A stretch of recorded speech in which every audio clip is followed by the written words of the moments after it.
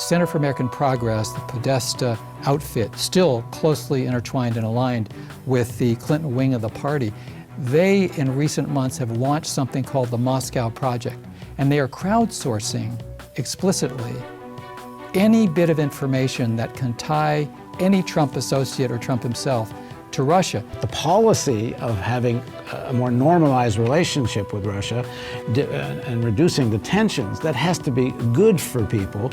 And it also seems so bloody obvious. So what do you make of somebody like Rachel Maddow, who's like the spokeswoman now for this, liberal, supposed progressive position, who cannot stop talking about how what a great threat Russia is? This is supposed to be our main problem, and it shunts aside or totally eliminates the vast number of assaults on our well-being, the social fabric, the environment, by the Trump administration itself. But Rachel Maddow does something else, and this is more dangerous.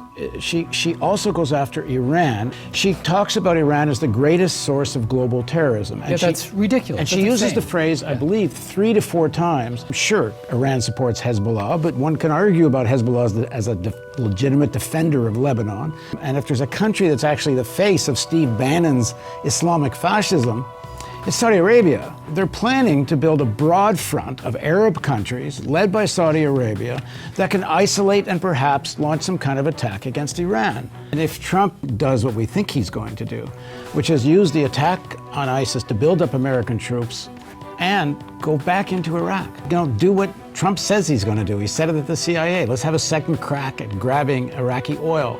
And if it's all framed as anti-Iran and anti-ISIS, well then out there is going to be Chuck Schumer and Rachel Maddow. All of a sudden Trump's going to be their guy, as he was when he threw those missiles at the Syrian airbase.